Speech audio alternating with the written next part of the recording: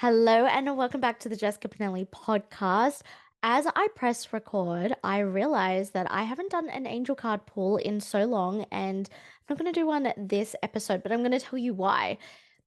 I right now am using my ottoman and three pillows as a tripod. If you're watching this now on YouTube, it's like perfectly positioned. My microphone, I've changed it in the way that it's hanging and everything. But for those listening, like you can't even tell from YouTube. But basically, it is very hard to move where I am right now. So, angel cards next episode, I promise you. In saying that, is everyone feeling the collective energy right now? There is an eclipse on Friday. I'm not going to pretend to be some type of expert, but there you can look it up on TikTok. There are experts up there, YouTube. I've been doing a lot of research because I've just been feeling like it's a really, really strange feeling. I have been feeling like this renewed sense of self, but also at the same time really flat. I don't know if anyone else can relate. So it's weird because I'm like energetic and motivated and want to get shit done. But on the other hand, I'm like, I could sleep for a few months. So definitely I've been speaking to a few of my friends, they're feeling it as well. And what else is happening? Let's do a bit of a live update before we go into today's episode.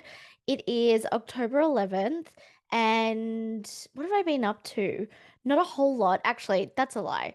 I have recently invested in a brand new coach, just a coach that I've actually had my eyes on for like 4 years. And I wanted to be at a capacity. There was a certain level I wanted to get at to invest in this coach. It was always my like vision to invest in this coach. Is a five-figure investment, and I've started this was the second week, so I've been working a lot behind the scenes on specific things to do with my business and where I want to take it. I finalized my product suite for 2024, which I'm so excited about. In saying that, enrollment as of when this is released, you are still able to enroll in the Confidence Collective. We start in a couple of weeks. Enrollment closes next Tuesday. There are still the bonuses available. So, the logistics of the Confidence Collective, it's 3 weeks, it's three weekly calls. You get group Voxer support. This is where you get to be, yes, supported, but celebrated. You get to brainstorm. You use it in the week between calls. It's amazing, if I do say so myself. You get a whole hub of resources and video trainings that are specific frameworks when it comes to self trust, self confidence, and also dissolving your fear. So, if you have a fear of judgment, a fear of success, a fear of failure, the Confidence Collective is perfect for you. The bonuses. You will get my training, Money Magnetism. You'll get my training, Activate, which is another two-part confidence training that I did. I love it's gotten a lot of people, a lot of different results. So that's like an extra confidence training. And then you will also be able to get a 60-minute one-on-one call with me, private coaching call, and those bonuses are available until this Sunday, and enrollment closes on Tuesday. So make up your mind if you want those bonuses. The Confidence Collective, if you're like listening for the first time and you have no idea what I'm talking about, it is my 3 week container. It's all about transforming any self-doubt you have, any limiting beliefs into a place where you want to expand your presence. You want to have this deep, juicy self-trust, and you want to be able to back yourself and go for the things that you really want in life. I created this container when I first started my business. It was one of two that really skyrocketed my business, and it has seen phenomenal results when it comes to personal relationships, relationship with self, money, career, business, health, and fitness. And you're probably like, okay, how does a confidence program do all of that? When you build your self trust, when you get rid of your self doubt, when you are able to back yourself and dissolve your fears, it is incredible what you are able to achieve. And I've seen so much from this program. So the link is in the show notes below. If you want a smaller payment plan, as in the payments are smaller per month, slide into my DMs, just ask, 'cause I have that. It's not on the web page. This is something that I've kind of just had out there for a few women that I've spoken to. But as a podcast listener, you definitely can get access to that. You just need to slide into my DMs and sign up. send me a message on Instagram once you've signed up. We can have a chat. We can organize your one-on-one coaching call if you get in those bonuses. But I'm really excited because this will be the last time that I will be running a round of the Confidence Collective, a live round. So if you want to get, like, if you love the podcast, you love how I speak, I'm resonating with you, imagine being on a Zoom call with me and you get to ask me questions. This is like the best way for my podcast listeners that I can explain what it's like to be on a coaching call with me. I'm actually splitting the Confidence Collective into two cohorts because of time zones, but also I want to keep them really intimate. I want to be able to give each woman that enrolls the time and the capacity to make a change. I really pride myself in all of my group coaching in any type of container, but when it comes to group coaching, there are other people on that, right? And I have been part of group coaching where I'm like, oh my God, this is not the vibe. It's not about getting personalized attention, right? That's what one-on-one coaching is for, but it's more being able to feel like you're supported and you have the capacity to be coached and mentored. There's a difference between, getting on a call and just being coached and spoken at as opposed to mentoring. And that's what I love about all my containers. So if you really want to change how you were doing things, your levels, your self-trust levels, you want to go into 2024 and really just you know, get the ball rolling with who you want to become and who you want to be. Now's the time to start. This is the thing. Now's the time to start. So I wanted to share that now because enrollment is closing. And, as I was saying, I have finalized my product suite for 2024. Yes, the Confidence Collective is not in. This isn't like a, bro marketing scarcity, like get in this round. No, I will not be doing a live round because I just feel it is time to let this baby go. And yeah, it makes me really, really sad. It was a hard decision for me. Two programs that I've had for the past few years that I am, yeah, not bringing into 2024. But I'm not going to give too much details of what's to come. One other thing is going to be released. I believe maybe in a week or two, which I'm excited about to bring us into the new year. And what else have I been working on? Personal life. I'm getting back into a really good gym routine, especially after Europe. I was thinking we ate a lot. We, drank a lot. I wouldn't say that we were like alcoholics and just like drinking every day, but I wasn't going to say no to a glass of wine or a glass of spritz, but I did come back. I think we did a lot of walking and all of that, but I did come back and I was surprised that I didn't feel as like shitty as I have done after a big holiday. And, by the way, this is me saying, especially as an ex-personal trainer, you need to enjoy yourself. You need to have the time of your life and make memories and experiences. I've definitely been in a period of my life where I'm like, oh my God, I have to be careful when I'm on a holiday. But I'm just sharing this with you because, yeah, have been feeling really good getting back into the gym. I'm feeling a call to get back into yoga. So if you don't know, I got into yoga when I moved to Bali in 2019, as you do when you live in Bali. Full yogi, and I was doing it like 5 days a week. Loved it, loved it, loved it, loved it. And, when I came back to Perth, I did a little bit and, started Pilates, fell in love with Pilates, but I'm feeling a call to do yoga again. So I am just trying because I work out 4 times a week. Right now, my commitment is four, but it's honestly, I'm just trying to see when I want to slot it into my week, maybe make it like a Saturday morning thing. So stay tuned for that. Um, Before we get into today's episode, just another life update. I really do want to go over my morning routine, and I've been refining that. I feel like my morning routine is something that I'm finding really, really grounding. You don't have to have like a 25,000 step morning routine. And you don't need to do all of the things. This is what I've definitely learned. I think that sometimes we can get this perception of success or starting our day needs to be rooted in like a million different things, a million different journal prompts, or whatever it may be. But mine is super simplified. So as I'm waking up, like I'm just getting consciousness, I will grab my AirPods, put them in as I'm like still half asleep, like my eyes aren't open, and I am cycling at the moment is it three? Yeah, three different meditations. that have got to do with money and visualization, future self, all of that. If you want those meditations, by the way, that I've been doing on YouTube, definitely just come over to IG, slide on in, and I will send you those things. But I've been cycling those and I listen to them when I go to sleep as well, but I find like when I'm waking up, I'm like waking up into consciousness. So I'm more consciously aware, obviously. And I've been doing that. Then I will get up and I will do a form of journaling. My journaling in the morning, honestly, does not surpass like 15 minutes whatsoever. I'll either do a bit of future scripting or I will do a bit of limiting belief work. Sometimes within like the 10, 15 minutes, I do both, just to like get out what's in my mind. And I will also be doing that while I'm having my cacao or while I'm having my coffee. So that's what I've been doing. And then a form of movement, whether that is going to the gym, whether that's going for a walk. Like Tuesdays, I start really early on client calls. So my morning routine has to be a bit more flexible, and that's fine. But that's honestly, that's what I'm using to ground myself, and it doesn't take long whatsoever.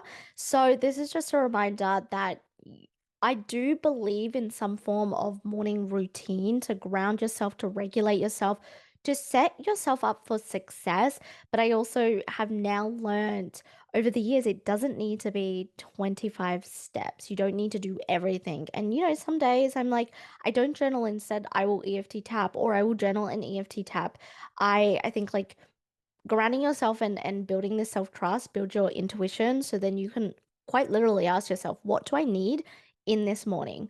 What do I need more of? What do I need less of? So I just wanted to put that up there as my little life date. I really refined what I'm doing in the morning to ground myself. But let's get into today's episode. I am going to be going off a post that I made. When did I make it? 4 days ago.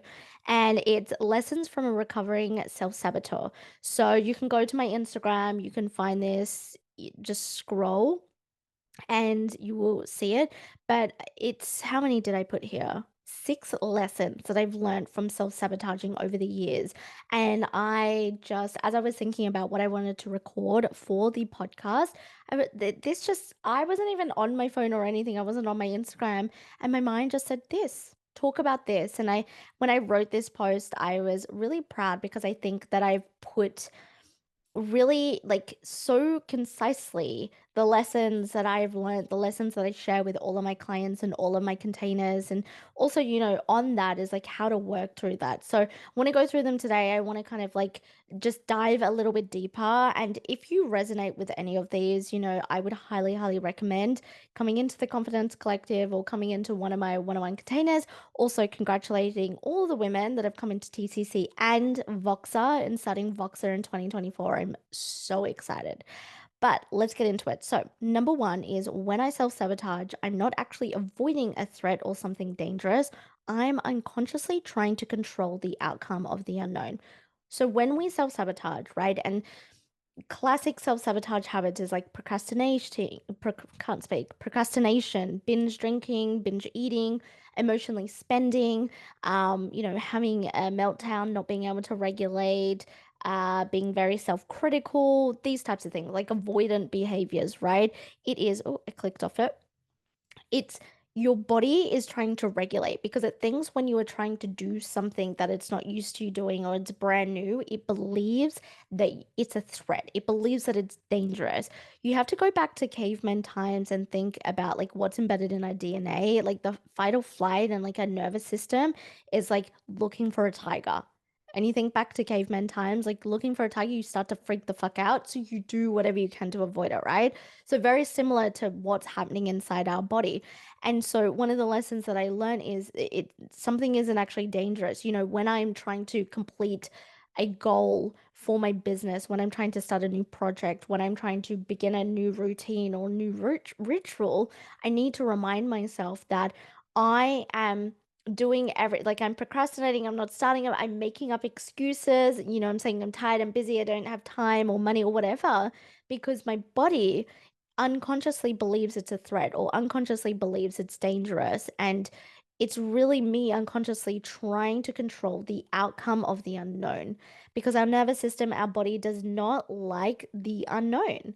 And that's pure fact, right? That's, and I know if you've been listening to the podcast for a while, if you've done any form of personal development work, you would know this. Like our nervous system, our subconscious mind doesn't like the unknown. So just know that it kind of feels like it's why you have like such a emotional come down when you say, you want to work on a new program for your business and you find yourself scrolling TikTok for an hour and then you say, okay, I'm gonna watch one episode on Netflix and then I'll be motivated. And then all of a sudden the emotional come down is you're feeling guilty, you're feeling shameful, you're angry, you're frustrated, you're overwhelmed.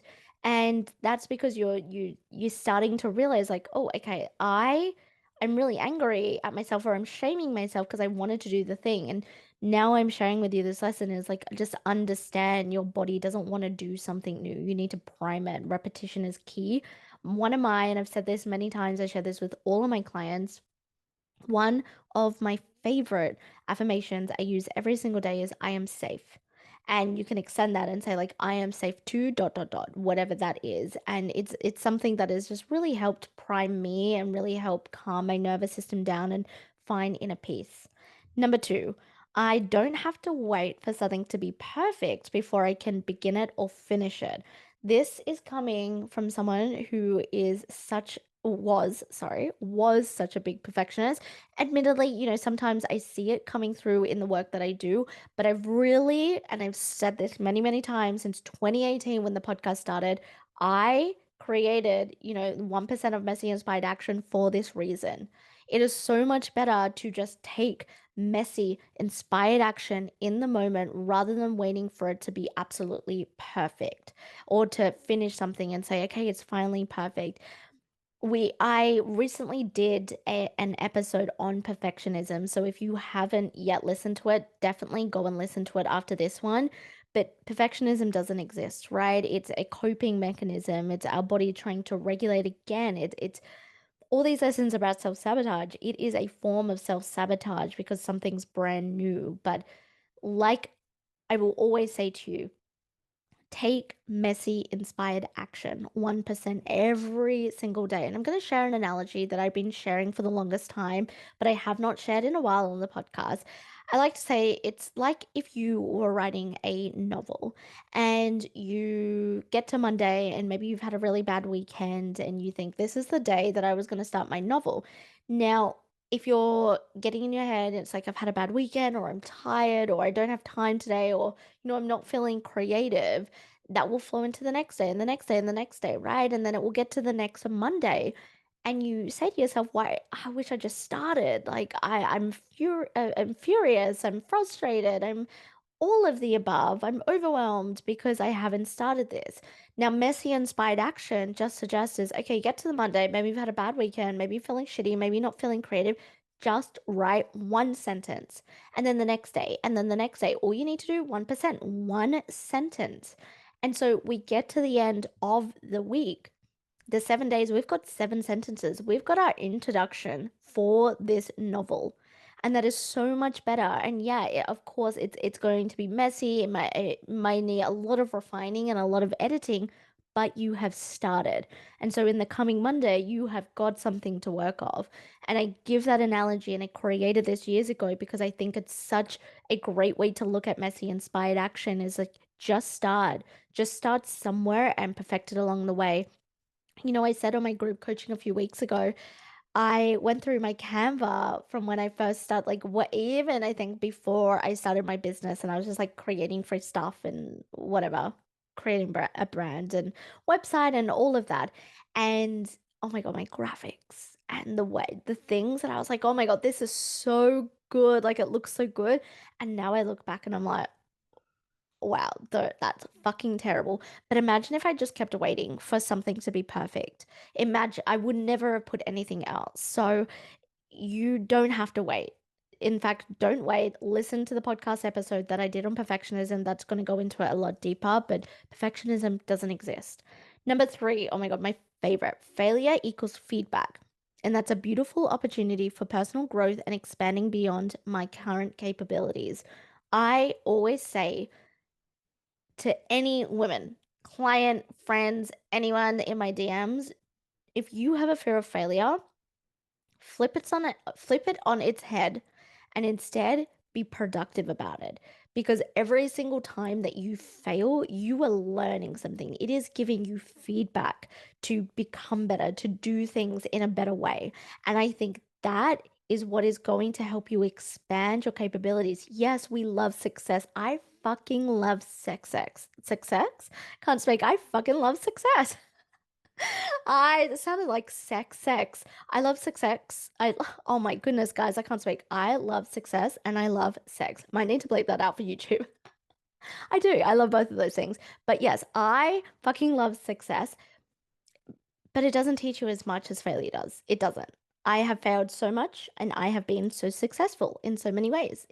I definitely learn a lot more when I'm looking at my failures and what went wrong and the mistakes that I made. And when I have shifted my mindset to adopt that instead, that is when I've created more momentum in my life and my business. That is when I have created more success. So every time that you are failing, have a sad moment for 20 minutes. Get angry, get frustrated, yell, scream, whatever it may be, and then just be like, okay, cool.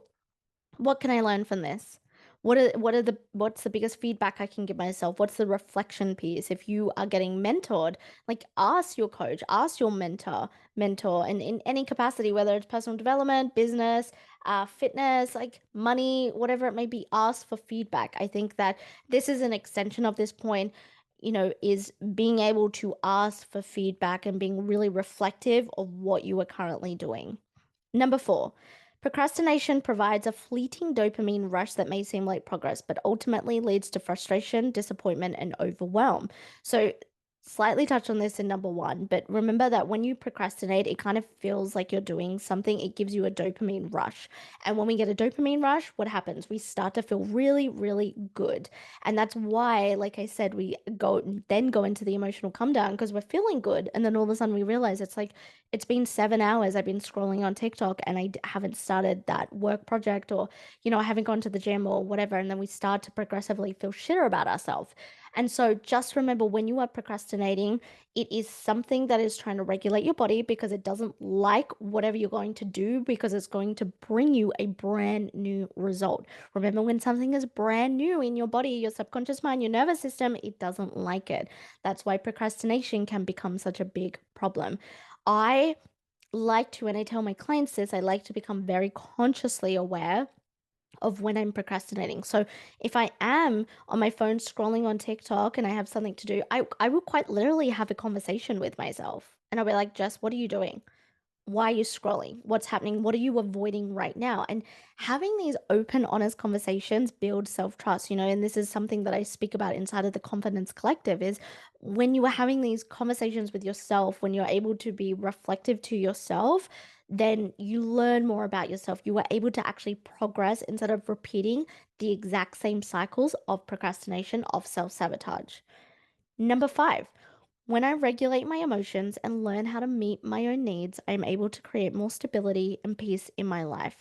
Regulation and meeting your needs, like, this is such an important point. I feel that a part of self-sabotage, and when we self-sabotage, is because we don't know how to regulate and we don't know how to meet our needs. Especially as women, we spend a lot of time betraying our own needs to please other people, to love other people, to make sure other people are feeling good, but we're not meeting our own needs. And also, when we are struggling to regulate or manage our emotions, again, that's not meeting our needs. We're going to be all over the place. We're not going to feel stable in our life. We're not going to feel this inner peace. And so then we start to self-sabotage and we stay in these cycles. So I really learned the importance of managing my emotions and regulating myself, and having pockets of moments throughout my entire day, no matter what day. Tuesday was client call day. I was in my Voxer a lot and I had my own coaching calls, and it was just a fucking expansive day. Like, I was on a high from the conversations that I was having. It was absolutely fucking amazing, but I still have to regulate myself. I still had to take a pocket of moment in the middle of the day after morning calls and then in the afternoon before my other calls to regulate, to manage my emotions, to make sure that I'm in tune. Like, okay, I have been coaching and mentoring all day. Like, how am I meeting my needs now? What do I need? Do I need more food? Do I need more water? Do I need to take a nap? Do I need to just sit and do nothing? What is it that I need? And I think that when we start to learn, like get in tune, again, this comes down to the self-trust piece. Like, honestly, if you were struggling with any of these things, if you were struggling with self-trust, you need to come into the Confidence Collective because these are the types of conversations that we are going to be having. And I'm so fucking excited to expand on it. But the self-trust piece is everything because it's when you can have these conversations with yourself and be like, okay, what do I need to regulate? How do I need to meet my needs? Number six, the very last one. Committing to myself and instigating change follows my own timeline, and it doesn't have to make sense to anyone but myself. I felt like for the longest time that I was on this race that I had created in my mind. I felt like I was on this yeah, race. It's like a track race. And I would look at other businesses, online businesses, other coaches, other people in my life, just different people. And it was like I put myself up against them to race and to do things at a different pace. And there were many, many times, where it just didn't feel good. It didn't feel aligned. It didn't feel like I was authentically being me because I wasn't doing things on my own timeline. I do believe that when you are making a change, you do need to push yourself. You need to, a lot of what we've spoken about today to do with change, you do need to push yourself. You do need to say, all right, like, come on, let's create some momentum. Let's create our own motivation, our own discipline, and our own focus. But I think that I spent a long, long time, like years, being on other people's timelines, subconsciously most of the time. And so when I decided what my timeline was, when I decided that I can go at my own pace, I can fail and succeed at my own pace, things became a lot easier. I again trusted myself more. I began to love myself more. I was a lot more kinder to myself. I, granted myself a lot more grace with the things that I did. And I think there needs to be more conversations around being able to be on your own timeline. Even if you are being mentored by a coach at the moment, you don't need to live up to their timeline. You don't need to do the things in the way. I always say get curious, ask questions, especially when it comes to an investment. I encourage all of my clients to always get curious, to ask me questions. That's how I've grown as a coach. Like, I don't want them to always agree with me. I don't want them to always be like, yep, that makes sense. Like, yes, women. I don't want them to be yes, women. I want them to be curious about what they're taking on board and, like, how it fits in for them. I think that's one of the most important things. And that's what I lacked at the start of, not even the start of my business, but, my mid 20s of really diving in deep to my personal development and understanding myself more. And I've learned, and maybe it's because I've hit my 30s now, I'm like, you know what? Fuck everyone else in the most positive way. Like, I am on my own timeline and that's okay, but I need to be able to push myself. I need to be able to gain the momentum for myself, and I think that's important. So all of these points, like I said, you can go to my Instagram profile and you can go, it's a swipe across, it's a carousel. So you can go save that, you can go look at it. But as always, like what I say is, you need to take the action. You need to get really consciously aware. And if you are at capacity, invest in a space, whether it's with me or someone else, that can shine the light on your blind spots, that is able to actually tell you, hey, okay, you see things this way. Why don't you look at it in this different perspective? Or why don't you try this different framework? Or why don't you try this different strategy? I think that's one of the most important things. But as always, I appreciate you. Thank you so much for being here. If you've loved the podcast, I would love for you to take a screenshot, share it on your story. Watching here on YouTube, for you to press the subscribe button, leave a 5-star review if you're feeling called to. But I appreciate you all. Thank you so much. And I will speak to you / see you, YouTube, in the next episode. Bye.